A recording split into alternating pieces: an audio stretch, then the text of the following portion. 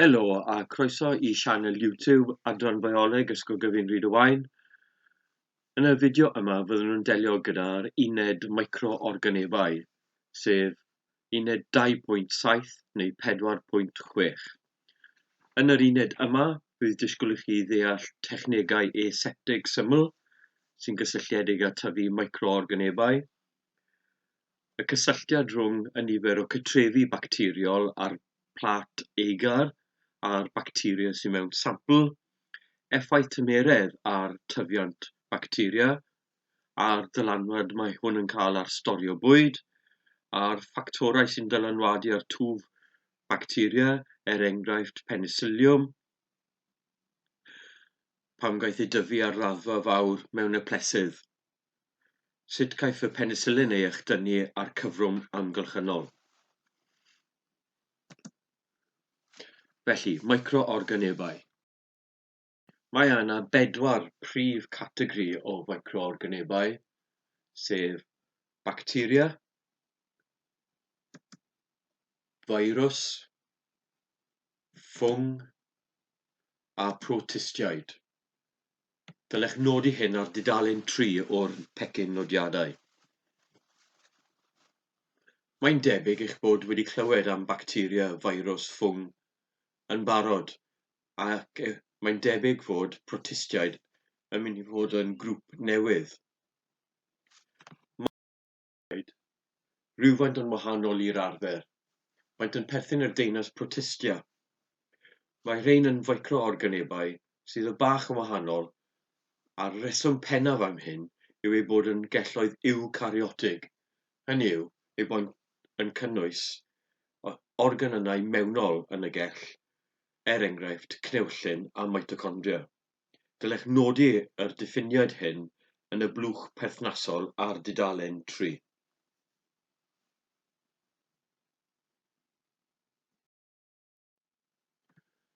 Fe fydd nifer y gwestiynau ynghylch a yw organebau yn wael a'i peidio. Yr ateb syml I hyn yw nac ydynt. Bod yna gwahaniaethu rhwng micro-organebau, yn y bôn mae nifer o micro-organebau yn achosi afiechydon a problemau eraill, tra bod nifer helaeth hefyd o ddefnydd. Hyn, mae'r manyleb yn canolbwyntio ar y micro-organebau hynna sy'n achosi clifydau, a byddwn nhw'n adnabod rhain fel pathogenau.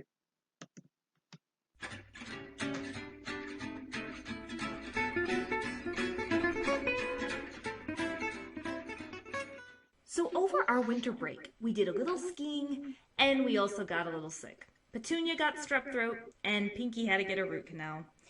So what do both of these have in common? Well, they've given us some inspiration, but besides not being fun, both of these, they were caused by bacteria. And just a disclaimer, an amoeba does not have teeth, and they do not have a throat either. But we really did get sick. Bacteria can make most people shudder. I mean, you think of germs, and why wouldn't we? Because many types of bacteria, they can make you sick. Strep throat, it's caused by this little bacterium called Streptococcus. And it's no little bug because it can make you very sick. It produces toxins that your body has to fight off, in addition to causing mayhem as it grows in your body. Many types of bacteria can do this.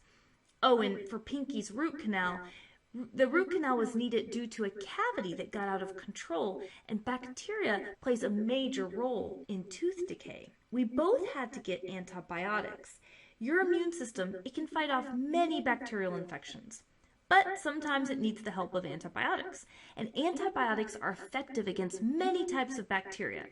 Most forms of antibiotics, they're going to target the structure of prokaryote cells. Bacteria are a great example of prokaryote cells. When you think of pro, think of it rhyming with no. It has no nucleus, and it has no membrane-bound organelles.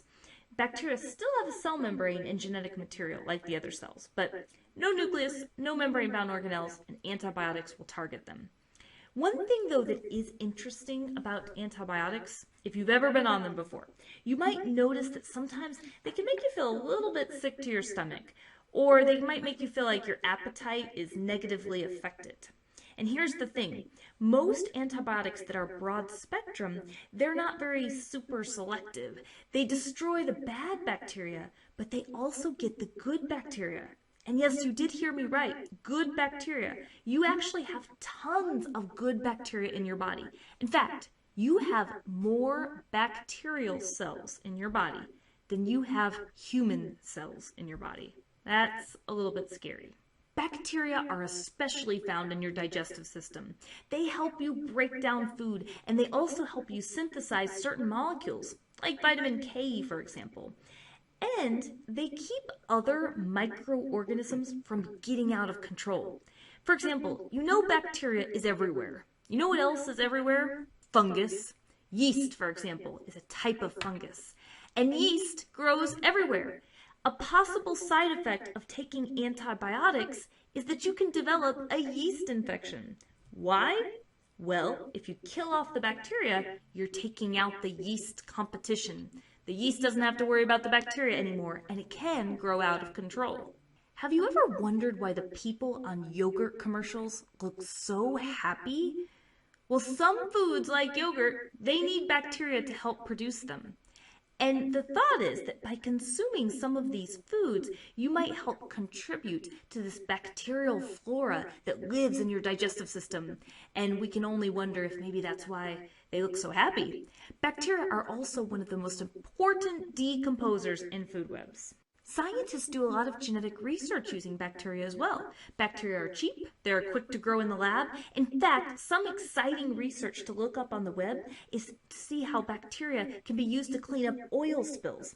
Bacteria already can do this, but the engineering part comes in when you're trying to figure out an effective way to have bacteria clean up these oil spills without them harming the environment at the same time. Just something to think about the next time you want to call bacteria the bad little microbe. Well, that's it for the Amoeba Sisters, and we remind you to stay curious.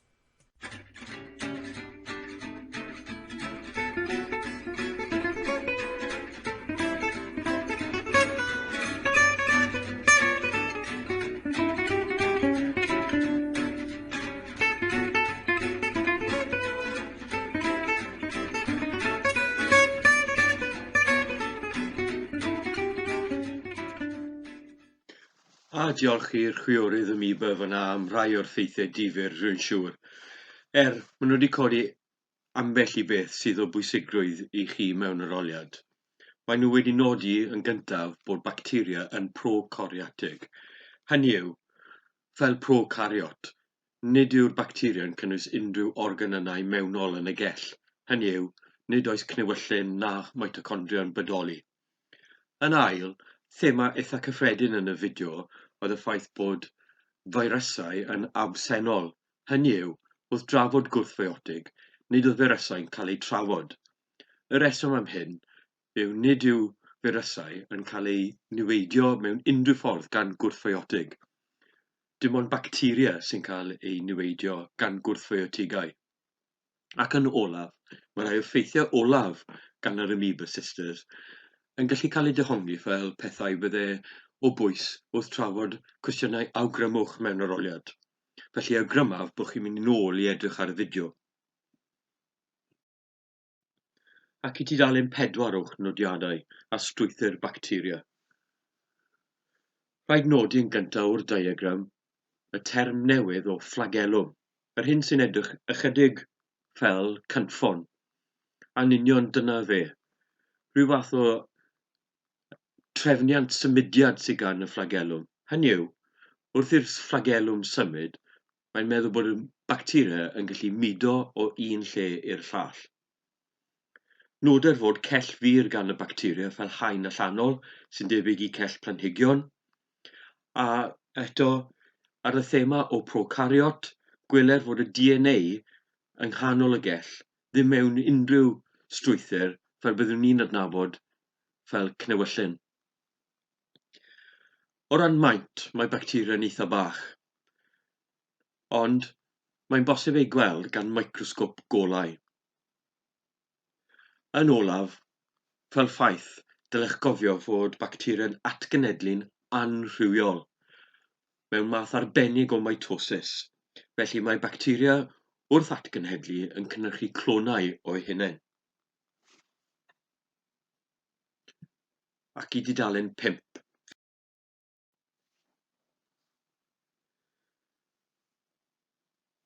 Y ffaith cyntaf dylid cofio am feirws yw y ffaith bod angen microsgop electron i'w gweld, sy'n awgrymu bod firysau yn hynod fach. Nodir yr termau sydd ar y dudalen, sef anghellog a di-fywyd. Mae hyn i'w wneud gyda'r ffaith bod angen cell lletiol ar firysau i oroesi. Hynny yw, mae rhaid i feirws ffeindio'i ffordd mewn i cell mewn corff organeb arall mwyn iddo bodoli. Ar y diagram ar tudalen 5, noder 2 haen allanol o strwythur feirws, sef yr amlen a'r capsid. Gwaith y ddau ddarn yma yw amddiffyn y gwybodaeth genetig sy'n cael ei gadw mewn feirws, ac yn ail, maent yn system sydd yn meddwl bod y feirws yn gallu cael y deunydd genetig mewn i gell lletiol. Yn wahanol ac i bacteria sy'n rannu'n anrhywiol, mae firysau'n atgynhyrchu trwy defnyddio peirianneg o fewn celloedd organeb lletiol. Yn aml iawn, wrth i'r feirws atgynhedlu a cynhyrchu copïau o'i hun, fe fydd y gell lletiol yn cael ei ddinistrio.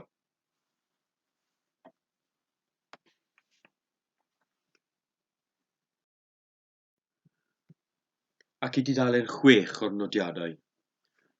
Sut i dyfu micro-organebau. Adnabyddir y system sy'n cael ei ddefnyddio i dyfu micro-organebau yn technegau aseptig. Hynny yw, ceisio meithrin y micro-organebau o dan sylw heb cael heintiad o organebau arall. Yn gyffredinol, mae'r bacteria yn cael ei feithrin ar plat arbennig, sef disgyl Petri, a bod y plat hynna'n cynnwys eigar meithlon, sy'n rhoi y carbohydradau a'r maeth ychwanegol sydd angen ar bacteria i dyfu. Wrth osod bacteria ar plat eigar, fe fydd yn atgenhedlu'n anrhywiol a creu cytref gweladwy ar y disgyl. Mae'r fideo canlynol yn mynd i ddangos rai o'r camau syml yn bob un o'r technegau aseptig.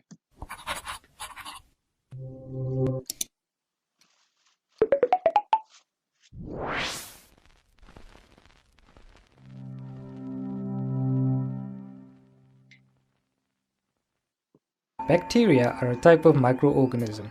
If they have enough nutrients and are in a suitable temperature, bacteria can multiply once every 20 minutes.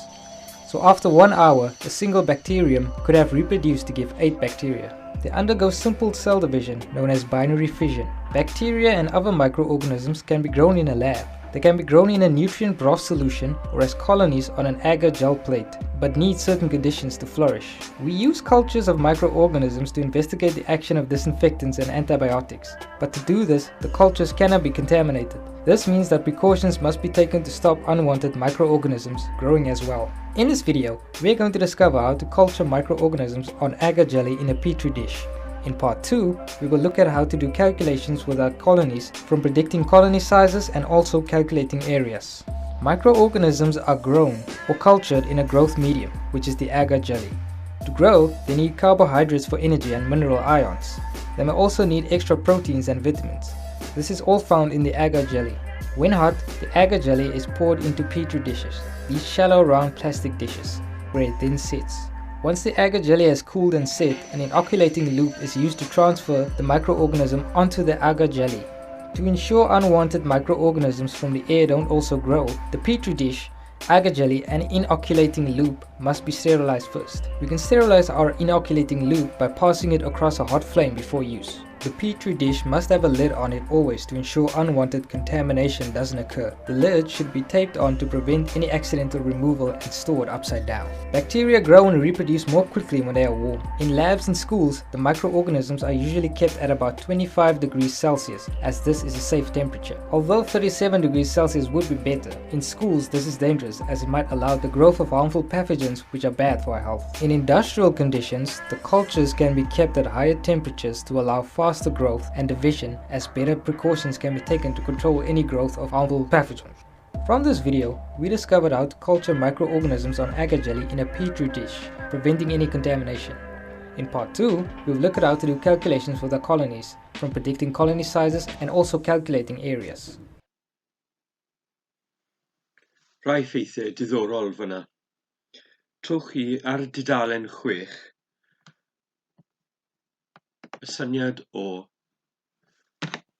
y plat eigar. Dyma y ffordd arferol i dyfu bacteria. Mae'r eigar yn hylif sy'n cael ei wresogi ac wrth oeri fe fydd yn setio fel jeli yn y disgyl petri. Noder y llun ar y dde ar y gwaelod sy'n dangos disgyl sydd â bacteria yn tyfu arno. Mae bob un swotyn yn wreiddiol un bacteria mewn nifer. Mae'r bacteria'n yn rhannu ac yn datblygu i fod yn gytref. Mae'n bosib defnyddio'r techneg o gyfri cytrefi i adnabod nifer y bacteria oedd mewn sampl yn wreiddiol. A mae hwn yn broses o cyfri'r cytrefi sy'n ffurfio ar y plat. A'r reol cyffredinol yw y fwyaf o cytrefi sydd yn gallu cael ei cyfri, y fwyaf o bacteria oedd yn bresennol yn y sampl gwreiddiol. Felly, yn yr esiampl yma, pa blat agar sy'n cynnwys y lleiaf o bacteria, hwnna fydde sampl A. Yn amlwg, wrth gyfri, mae yna llawer llai. Beth sy'n gwneud yn gyffredinol disgyl A i edrych fel disgyl B yw tymheredd uwch.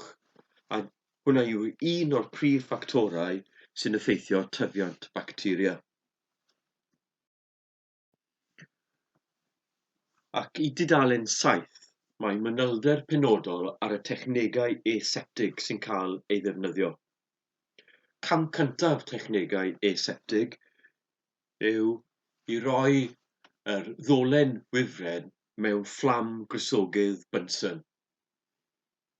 Yn aml mae ceg y tiwb profi yn cael ei drin yn yr un modd.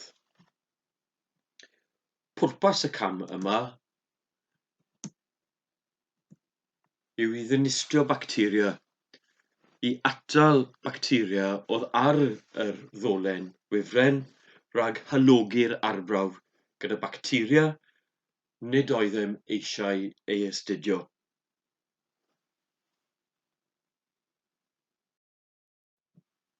Cam 2 yw i throchi y ddolen sydd eisoes wedi cael ei steryllu mewn fflam grisogydd Bunsen mewn meithriniad sy'n cynnwys bacteria. A roi hwn ar plat eigar. Pwrpas hwn yw i ddechrau tyfu cytrefi o bacteria.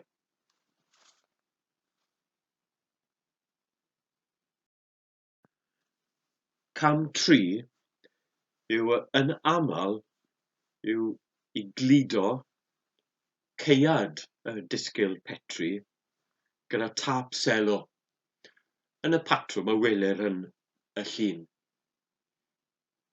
Pwrpas hwn yw eto yw atal lledaenu y bacteria ac alogi unrhyw offer arall. Yn aml, wrth dyfu'r disgyl petri yma mewn dioerydd, fe fydd yn cael ei roi wyneb i weired. Mae hyn yn atal diferion o ddŵr rhag gollwng mewn i'r plat eigar.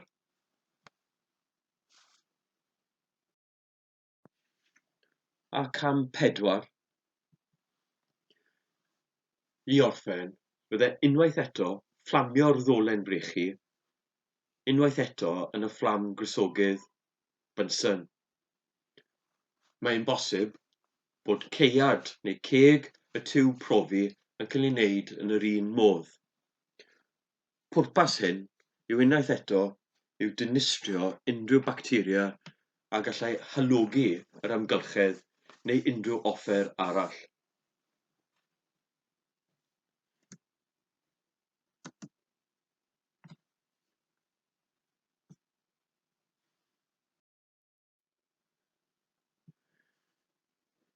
Un o'r pobl mwyaf enwog yn y gwaith yma oedd Sir Alexander Fleming.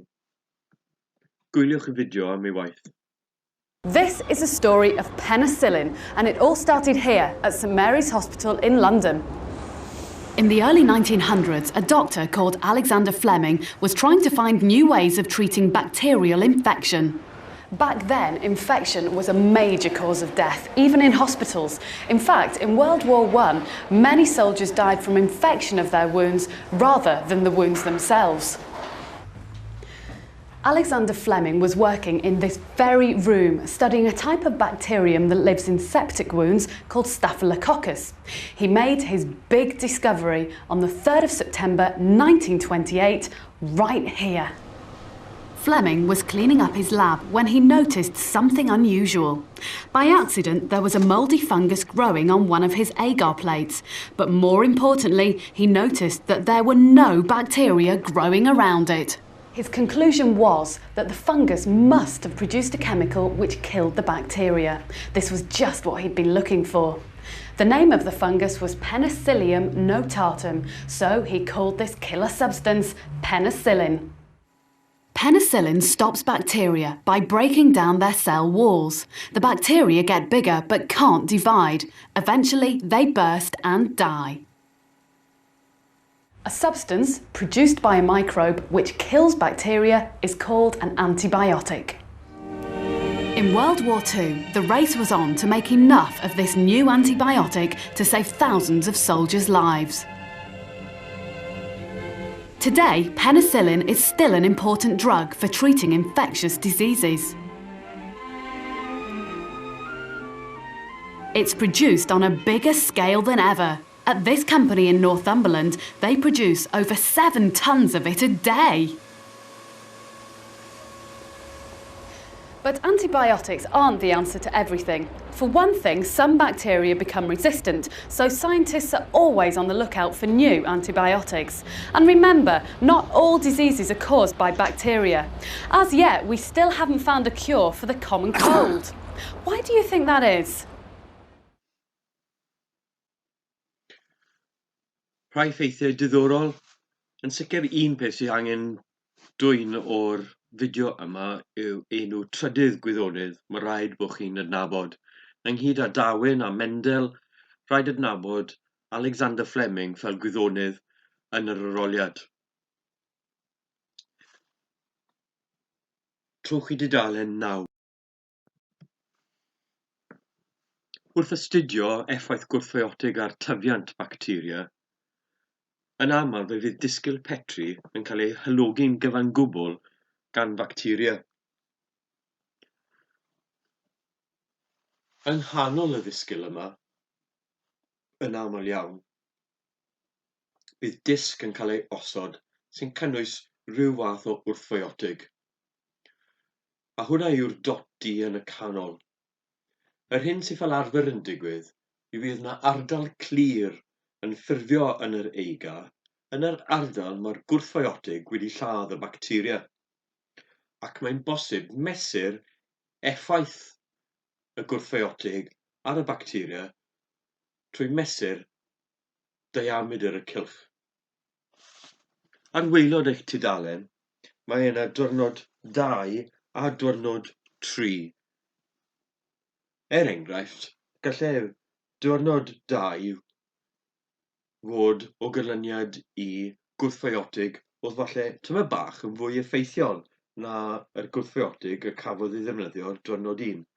A bydde modd dehongli yr hyn sy'n cael ei ddangos yn diagram 3 fel gwrthbiotig hyd yn oed mwy pwerus yn erbyn y bacteria.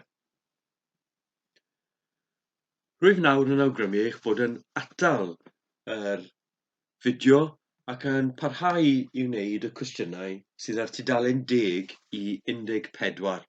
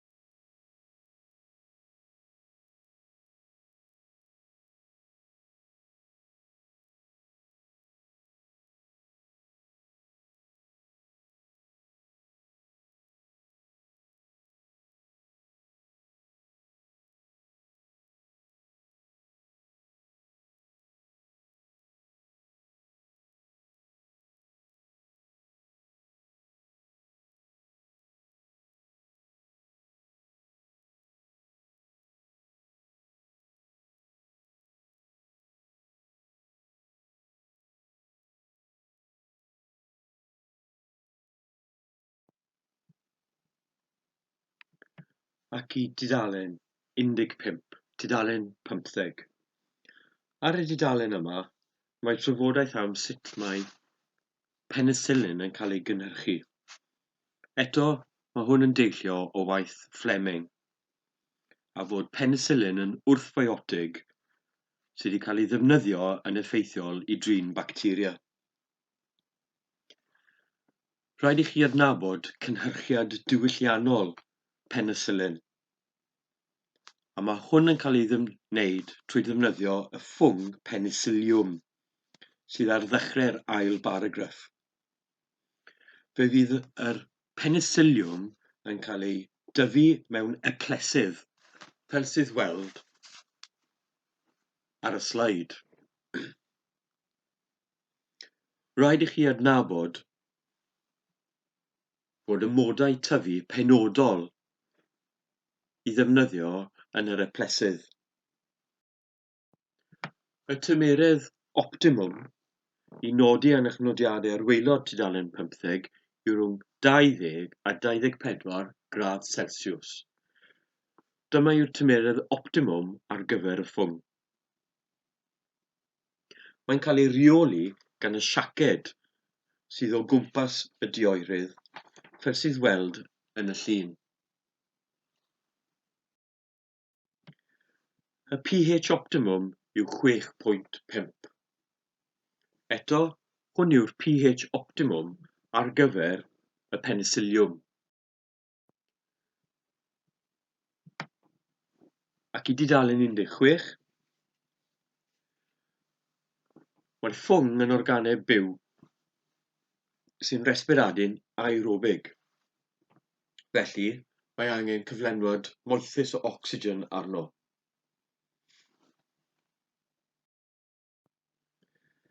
Mwyn i'r resbiradaeth i ddigwydd, yn ychwanegol, fe fydd siwgr o ryw fath yn cael ei ddarparu i'r penicillium. Fe fydd y ffwng yn resbiradu gan ddefnyddio'r glwcos sy'n cael ei ychwanegu i'r eplesydd. Mae'n eitha posib hefyd bydd angen ychwanegu rai asidau amino. I dudalen 17 a 18, mae yna gwestiwn i chi i geisio. Yn olaf,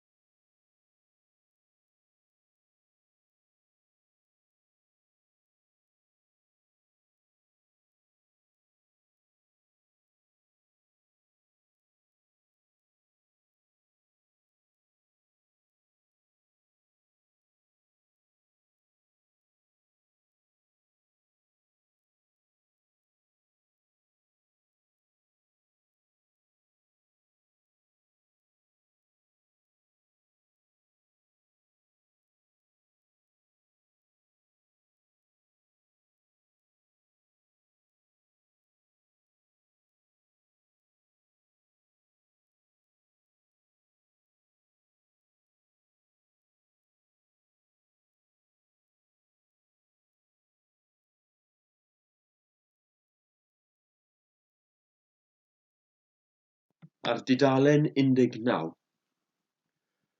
Mae'r sleid yn trafod y lledaeniad o pathogenau. Ac mae hwn yn aml yn cael ei gysylltu gyda pwysigrwydd o hylendid neu glendid bwyd.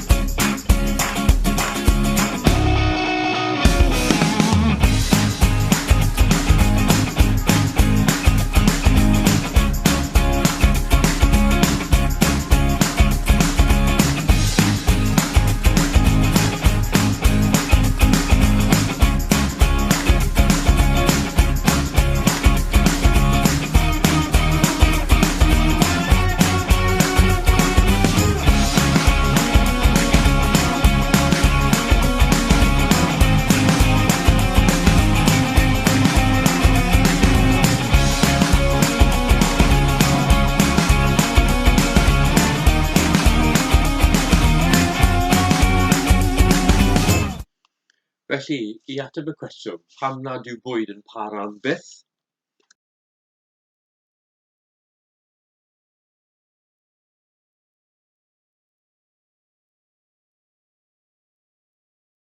Mae i gyd i wneud gyda'r lledaeniad o bacteriau sy'n gallu pydru eich bwyd. Yr cwestiwn cyntaf ar dudalen 19, pam ydyn ni'n cadw ein bwyd ffres mewn oergell? Wel, mae hwn yn arafu twf bacteria. A'r ail cwestiwn, pam ydyn ni'n cadw ein bwyd mewn rewgell? Rhaid adnabod bod hwn yn stopio twf bacteria. A'r hyn sy'n esbonio pam bod e'n bosib cadw bwyd am gyfnod hirach mewn rewgell, gan bod y bacteria wedi stopio tyfu. Yr unig beth wneith oergell yw arafu'r tyfiant, ac yn y pen draw, fe fydd y bwyd yma yn pydru. Diolch am wrando.